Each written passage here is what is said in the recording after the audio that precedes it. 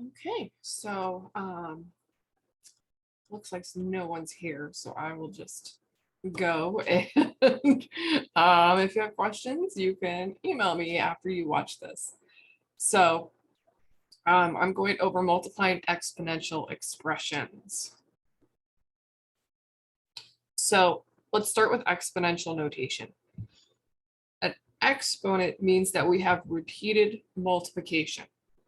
So if we use b just as a placeholder for a number or just as a variable itself, and if you have an exponent of n, that exponent needs to be a positive number, whole number. B to the n means that you have b multiplied n times, or there are n factors of b, and factors are just numbers that divide into b. So you've got b multiplied n times together. An exponential expression is what we call things where we have one term and there are exponents in it. Generally, what makes something an exponential expression is specifically the exponents are on variables, but as long as there are exponents present, it's an exponential expression. And when we are simplifying these or evaluating them, we're following the order of operations. So everything goes back to the order of operations. And when you're simplifying with numbers, that's pretty simple, just order of operations, you just follow the rules. But when you have variables, we have some additional rules that we follow that help us do the simplifying. So we're still following the order of operations. We simplify multiplication before we simplify addition, but there are rules that allow us to simplify. So today the rule I'm covering is the multiplication rule, or multiplication of exponential expressions. And so again, we're going to use b as our placeholder number. And we've got two exponents, m and n. And when you multiply them together, the exponents add. That's assuming that the base is the same number or the same variable underneath it. So they have to be exponents on the same thing underneath the exponent. But when they get multiplied together, the exponents add. So I have an example here why this rule is the case. So if you have 2 squared times 2 to the third, if you wrote what those exponents mean, 2 squared is 2 times 2, 2 to the third is 2 times 2 times 2, they're all multiplied together. So when you add up how many 2's you actually have multiplied, you have 5 of them multiplied together. So it's the same as adding those exponents.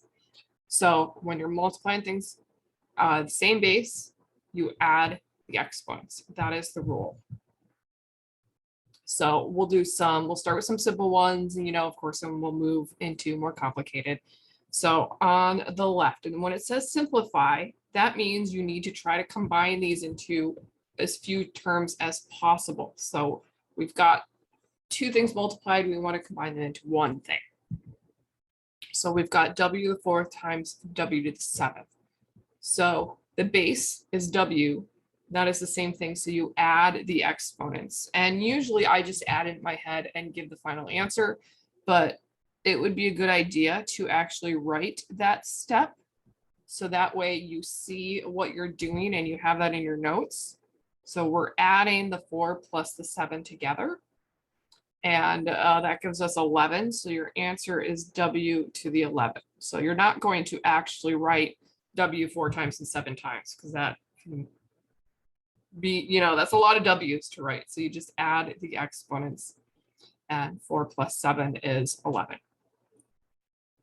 Now on the one in the middle here, we've got p to the 4th times p. So that single p does have an exponent. It's just one p multiplied by itself. So that exponent is 1. So this is really p to the 4th times p to the 1st. So if you have something without an exponent, it's really an exponent of 1. We just don't bother writing it. So to combine these, we add the exponents. So that's going to be 4 plus 1, and you end up with p to the 5th. On the right, this works with numbers, even if you don't have variables. So 6 to the 7th times 6 to the 5th. So you could do 6 to the 7th on your calculator, or 6 to the 5th on your calculator, multiply those out, but it's actually easier to combine it as exponents first. So that would be, our base is 6, and we're doing 7 plus 5 on the exponent, which is 12. So this is equal to 6 to the 12. Now, normally with an exponent that big, we leave it in the exponent form. If you actually did 6 to the 12 on your calculator, it's a giant number. It's got a lot of decimal or a lot of places. So we usually don't actually, with exponents that big, we don't actually write the number. We leave it in the exponent form because it's easier to write that way. Because I don't even know how many, let's see, so that's thousands, millions, billions, 2,176,782,336. So big number, it's in the billions. You know, I had to think through and figure out how I said that out loud. So it's a lot easier to just write 6 to the 12.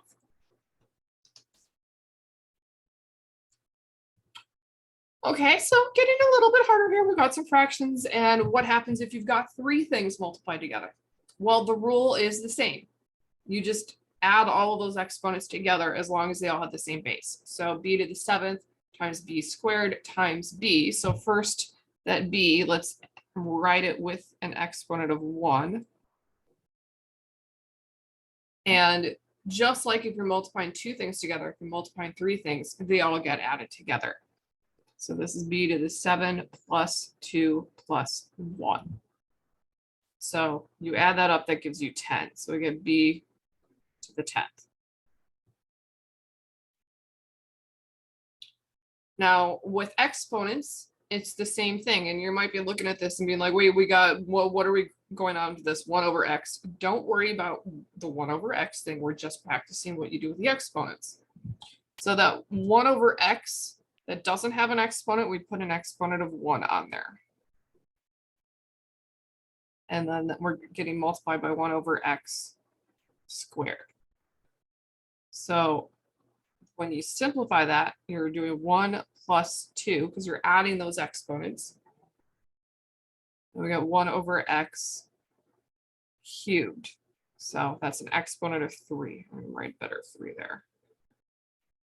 And we're not going to, you know, actually do the exponent or anything like that. We're just practicing the multiplication rule where you add exponents. So you can just leave it as 1 over x to the 3rd. Then we've got 2/3 to the 3rd, and then times 2/3. So again, that 2/3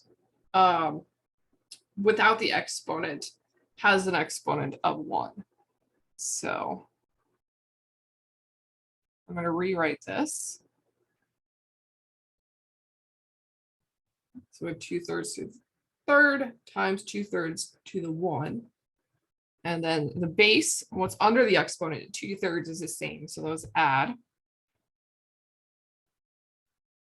So it's going to be 3 plus 1. Man, the way I'm writing my numbers is very narrow today. So that's 2/3 to the 3 plus 1. So you add those exponents, you get 4. So I get 2/3 to the 4. And we could actually do that on our calculator, but we're not going to bother. We're going to just leave it as 2/3 to the 4th. Okay, so here now we've got more than 3 things. We've got 4 things, and we're going to kind of mix it up here. So first one, we got x times x to the 4th times x to the 10 times x cubed. So notice that I have dots in between there. That's just showing that these are multiplied, but you can also see it written without dots. So I just wanted to show you that you can see it with dots or without dots. They still mean multiplication either way. So just so you can see other ways that you may notice this. So again, that first x, I'm going to put an exponent of 1 because there's no exponent there. Then we have x to the 4th, x to the 10, x to the 3rd. So they're all x's. So all I need to do is add those exponents together. 1 plus 4 plus 10 plus 3. So it's going to be a single x, 1 plus 4 plus 10 plus 3, so 13 plus 5, that's going to be 18. So we get x to the 18th. In the middle here, we've got z's, so it doesn't matter. And I do recommend when you write your z, you put a line in the middle so it doesn't look like the number 2, because if you can't read your own handwriting, then you're going to get confused. I'm rewriting this because that last z doesn't have an exponent. So I'm just going to rewrite it so that final z has a 1. And then they're all z's, so I can add them up together. 7 plus 11 plus 60 plus 1.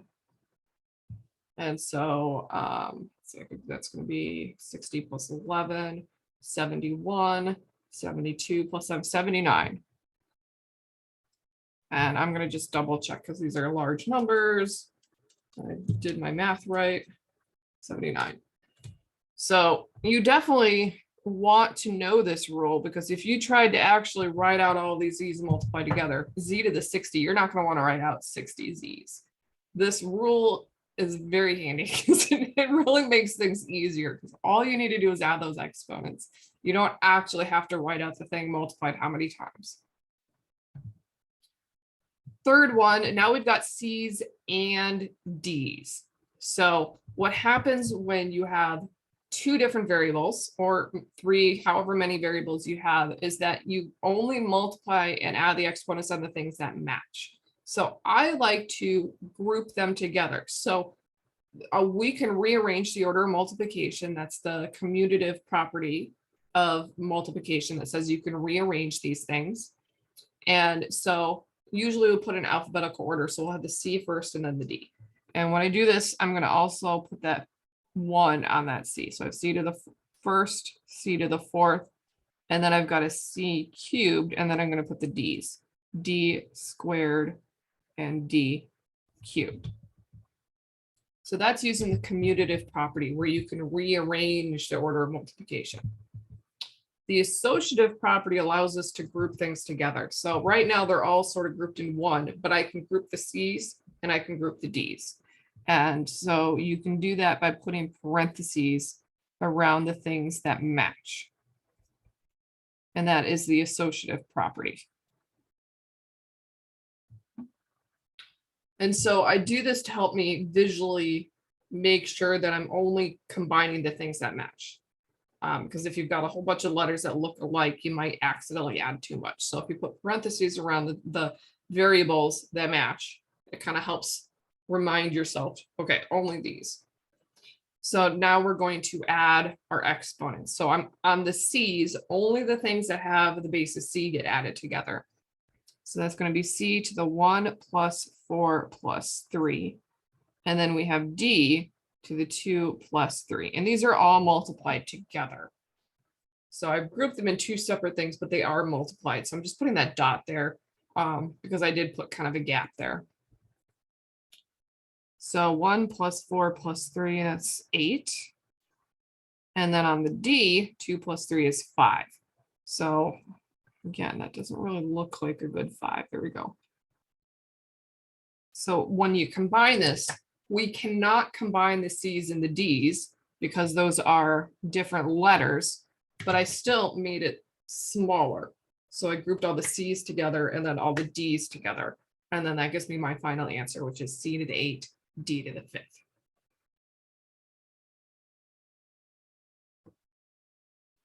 Okay, so we're throwing in some numbers here, and just like what we just did where we grouped the C's together and then the D's together, you're grouping your numbers together and your non-numbers together. So we're going to be using the commutative property. We're going to be using the associative property. So I'm going to go straight to grouping the numbers, and the numbers all get multiplied together. So we have 10y times 2y cubed. So I'm going to put 10 times 2 together. And then the y, which I'm going to put an exponent of 1 on, and then the y times 3 together, or y to the 3rd power, not times 3. So I put my numbers together and then my variables together. So with the numbers, you don't add the numbers. This is where people often mess up is because they're like, add the exponents, and then they add the numbers. The numbers are multiplied, exponents are added. So you have to kind of stop and say multiply numbers, add exponents, so that you don't accidentally add the numbers or multiply the exponents, because I've seen people do that. So 10 times 2 is 20. And then we do 1 plus 3 on the exponent. And so that will give us 20y to the 4th. Now, normally, I just write the final answer because I can do the multiplication and the adding in my head, and I don't write all of these steps. But I strongly recommend that you do, so that you can see what the process is. And when you go back in your notes, if you went to your notes and you just had the final answer, you could be like, how did I get that answer? If you're showing the process, that allows you to follow that process, even if the problem looks different. So on the right here, we've got 10xy cubed times 3x to the 4th y. So I'm grouping the numbers, the 10 and the 3.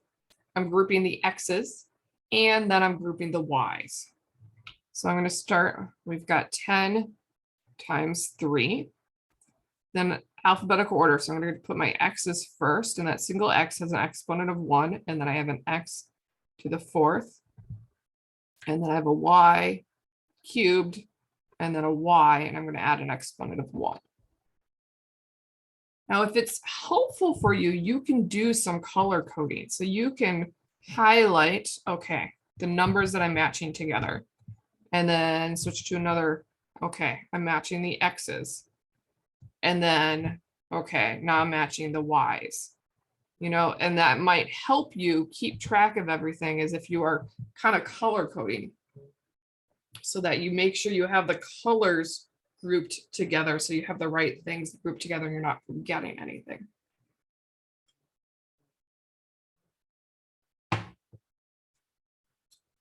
So number part, 10 times 3 is 30. And then on my x's, 1 plus 4. And then on my y's, 3 plus 1. Now, because I'm lining these up vertically, I'm putting the dot to show they're multiplied, because otherwise it's a really big gap here.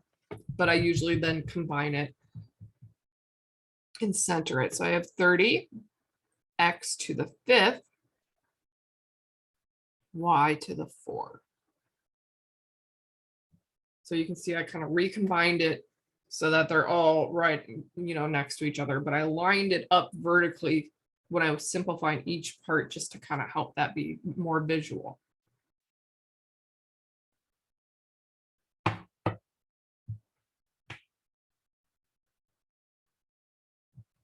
Okay, now throw in some numbers, throw in 3 things here.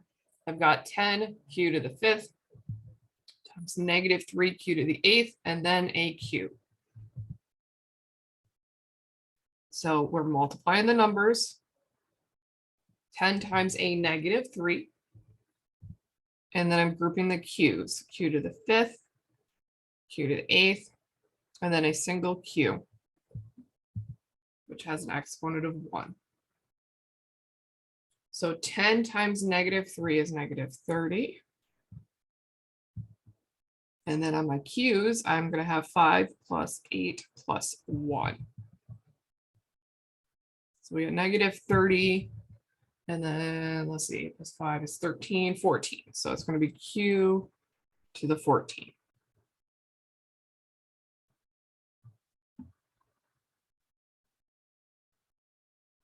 And if you're wondering, why are we learning this skill? Besides knowing, this, how to add exponents like here, so that you don't have to write everything multiplied out. This actually makes doing any math with scientific notation easier, because with scientific notation, you have numbers times 10 to some exponent. And so when you're multiplying scientific numbers together, you add the exponents on the tens. So it does make scientific notation easier if you're working with that. It makes sort of doing unit conversions easier if you're converting between metric, because you might be having something that's in kilo and then you're converting to mega or something like that, and you're multiplying by powers of 10 with exponents. We're going to be doing multiplication of polynomials. And so when you're multiplying polynomials, you need to know what to do with the exponents, and you need to add the exponents. And the whole reason we need to know how to multiply polynomials is because you're going to have to do the reverse. You're going to have to factor and solve. And that's a really important skill to know. So you have to understand how to go one way so you can go the other way.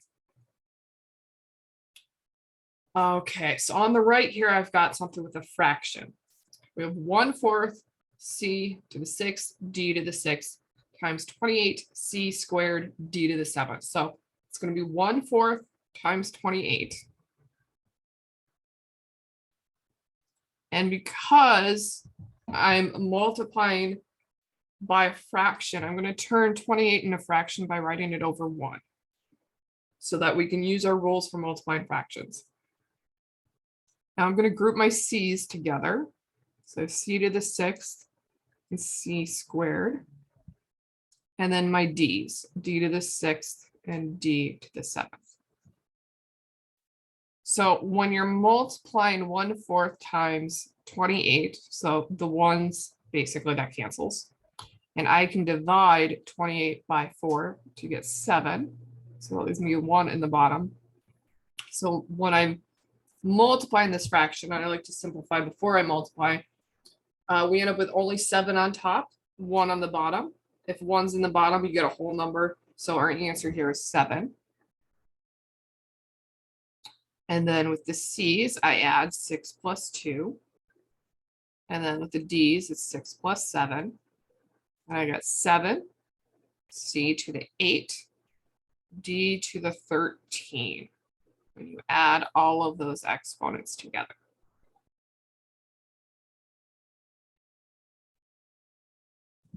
Now these are my last 2 examples here, and the one on the right is really a thinker, just to kind of get you thinking about the process and what's going on. But we'll do the one on the left. So -5 a to the 4th b times c, -10 a squared b. So the numbers, I have a -5 times a -10. Then I group my a's, a to the 4th and a squared. And then my b's, I have a single b. I'm going to add an exponent of 1, another single b, exponent of 1, and then I have a c by itself. So that just gets by itself because the first thing has a c, but the second thing doesn't. So -5 times -10 is a +50. Then on the a's, we're adding our exponents 4 plus 2. On the b, it's 1 plus 1, and then you have just a c. So we're not multiplying by anything, it just hangs out. So our final answer is 50. And then 4 plus 2 is 6. 1 plus 1 is 2. And then the c. So you get 50, a to the 6th, b squared c. Okay, so now the thing on the right.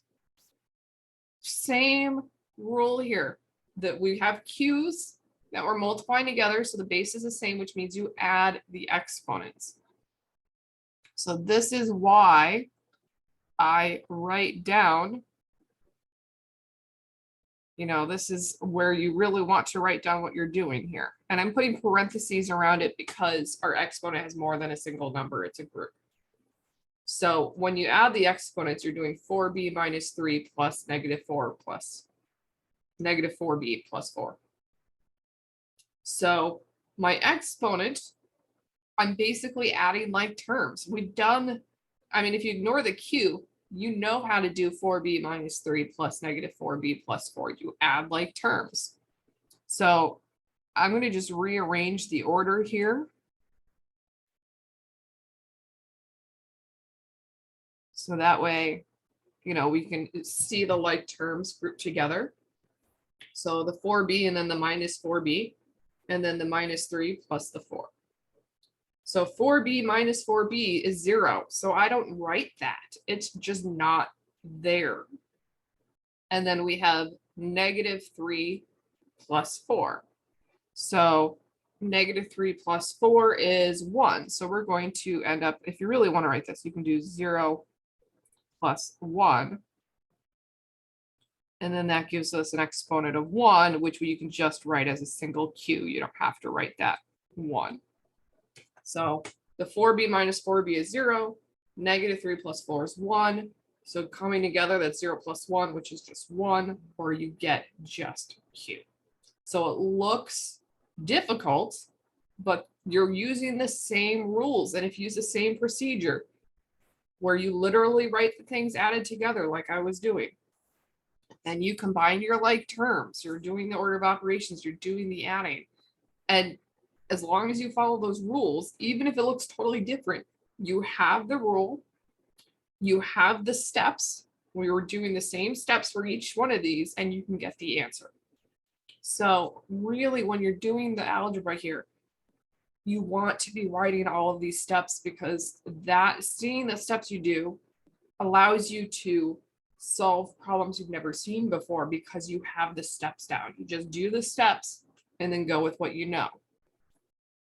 So hopefully this has helped you out with multiplying exponential expressions and simplifying them.